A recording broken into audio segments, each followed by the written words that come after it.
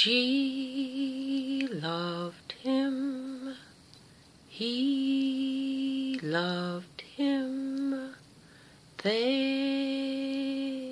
loved. This is a story published in 1913. It's a public domain story. And the book is called The Stories of Old Greece and Rome. And the author is Emily Kip Baker.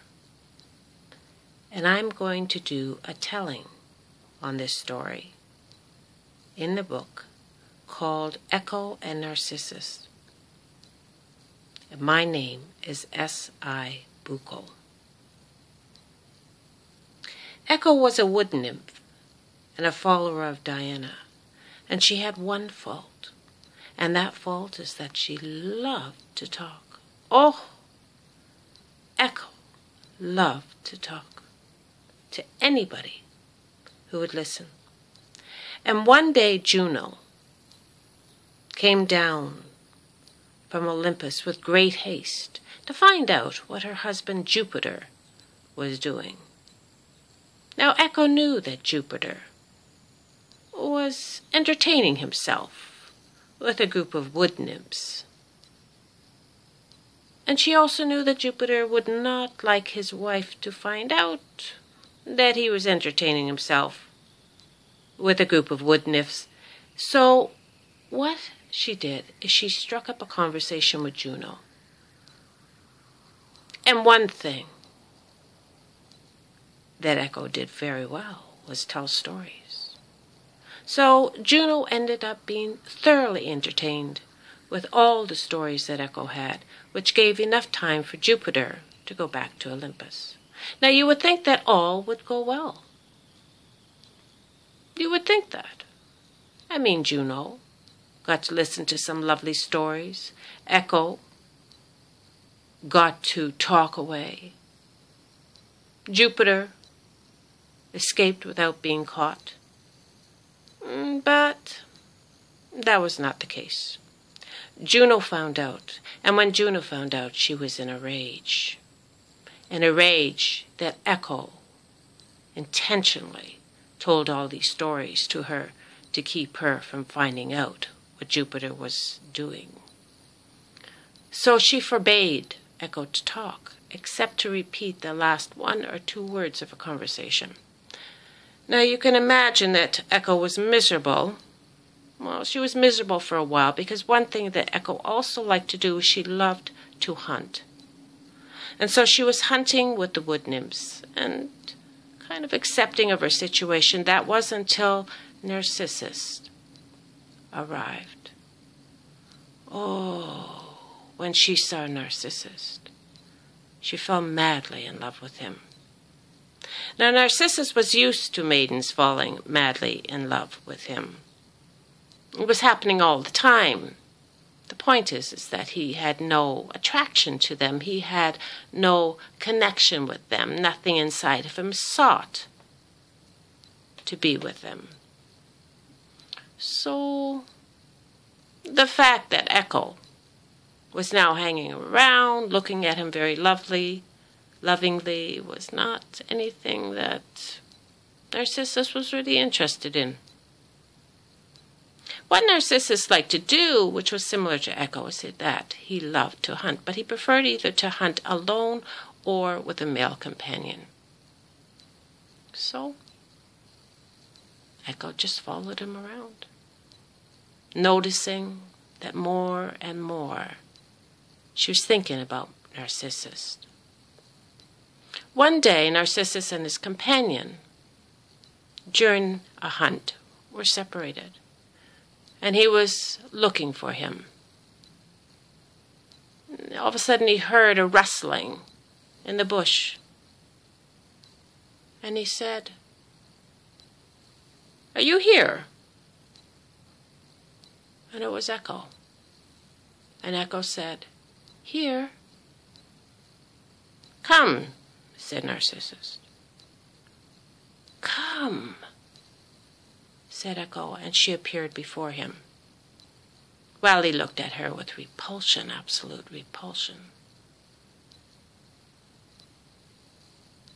And then he said, "You shall not have me." "Have me," said Echo with her hands reaching towards him, with love flowing from her eyes. And he looked at her with the coldness that she felt when she placed her hands into the ice waters.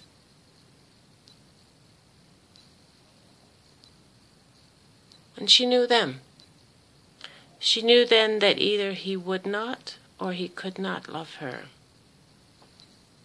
And so she went to the mountains, but she never stopped thinking about him. Thoughts of him always on her mind. It started to affect her sleeping. What she ate, how much she ate, what she drank, how much she drank. And slowly but surely she withered away and she died.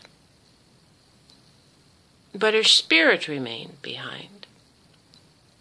And so when people call out in the mountains, she will repeat to them the last word.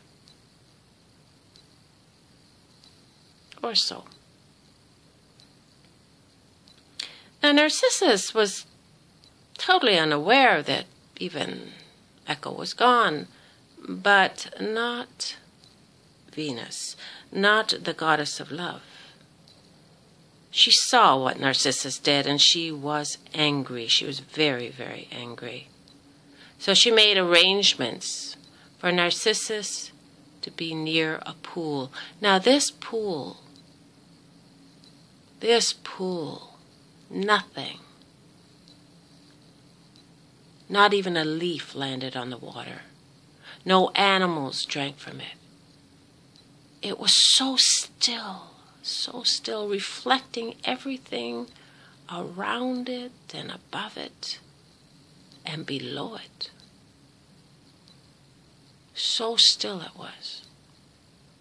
And Narcissus came to discover, as Venus had arranged, this pool.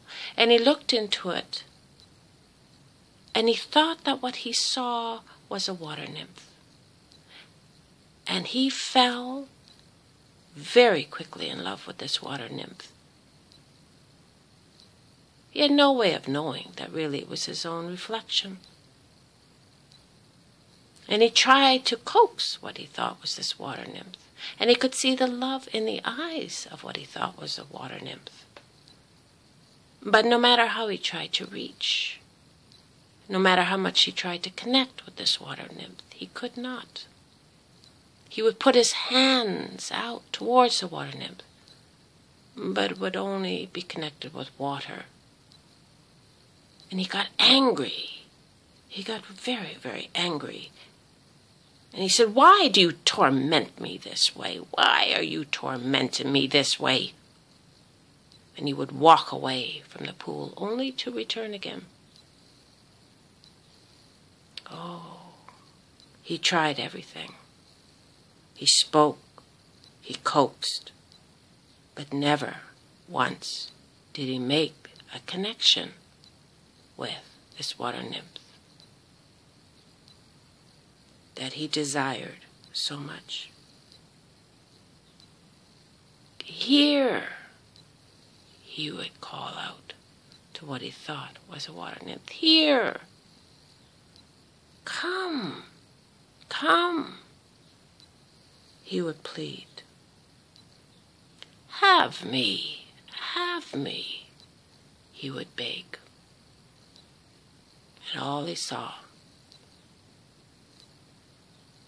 was the image, but no connection made. And like Echo, just like Echo, his thoughts were so much on the water nymph that this water nymph for him consumed his thoughts. It affected his sleeping. It affected what he ate, how much he ate, what he drank, how much he drank, and he withered away, and one day died. And he died without ever knowing that really what this water nymph was a reflection of himself. Himself. That the connection that he wanted so desperately was him. Himself. And without that connection,